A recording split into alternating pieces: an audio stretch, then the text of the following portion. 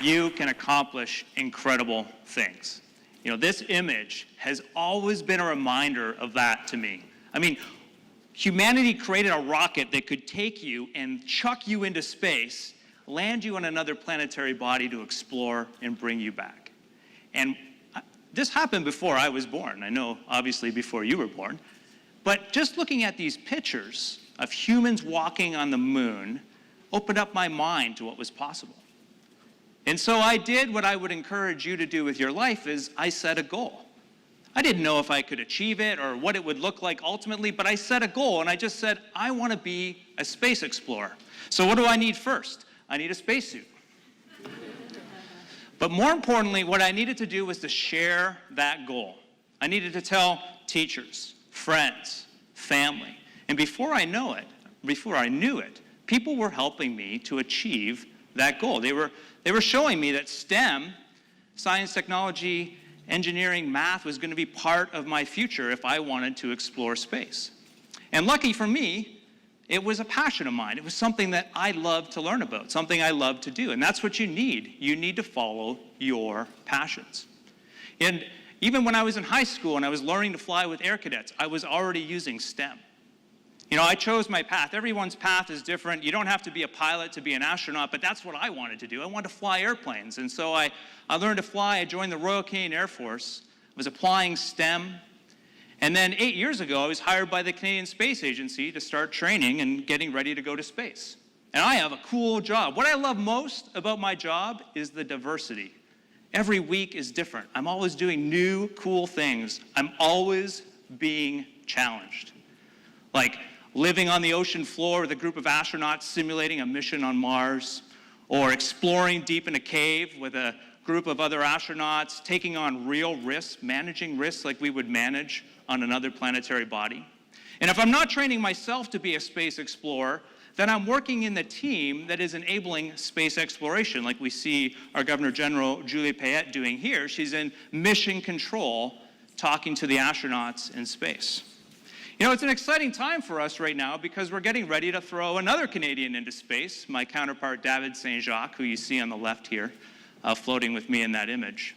And he's going to spend 6 months aboard the space station, a very similar mission to what Chris Hadfield did. Why do we go there? Why do we have this incredible space station? We go there to learn. We leave this planet to learn not just more about ourselves in space and how to live in space, but also more about our planet, to look back at Earth from space, to look out from the space station into the universe to try and answer some of those fundamental questions. And when you see an astronaut in space, what you don't see is the thousands of people behind the scenes that make that reality. Astronauts don't go to space by themselves. The people I work with are incredible. It is an amazing team. And what makes us awesome is we have a common goal. We decided that we're going to work together to take on some of the toughest challenges. And I have to tell you, that's what you want in your life. You want to be part of something bigger than just you. Solving a problem with a group is just such an incredible life experience. And we're always looking to expand our team. As an example, over the past year, we decided to hire 2 new Canadian astronauts, Jenny Sidee and Joshua Kucik. They're on the right side of those images. We went through a long process with thousands of Canadians, and we could only pick 2. We could have hired hundreds of great astronauts for Canada. But the people that we did go through this process with, we really challenged them. Many, many different scenarios we put them through. We wanted to make sure that, yes, they had a solid foundation in STEM. We wanted to make sure that they had situations and stories that they could tell us about when they were challenged, when they faced challenge, and how they dealt with it. Maybe one of the most important things we're looking for is how are they going to react in a tin can in space for 6 months? Are these the type of people that we want to live with in space? We wanted to make sure that they were team players. And that's something you need to focus on is you're not going to successfully overcome the challenges in your life alone. You're going to need help. And it's interesting, you might find this interesting, we didn't want to just see them succeed when we were testing them. We wanted to see how they failed.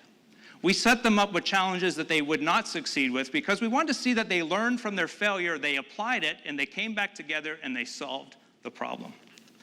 And space is changing. If it is a passion for you to be part of our space team, I have to tell you, I've got great news, because the future of space is going to look drastically different than what you see today. I flew from Houston to Toronto yesterday on an airplane that flew thousands of times. But before recently, we were throwing away a rocket after one use.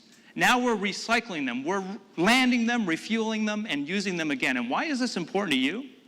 Because the future of space will change as it gets cheaper to get to space. We're going to be doing more and more things in space. And for Canadian space industry and science, there are going to be tremendous opportunities for you.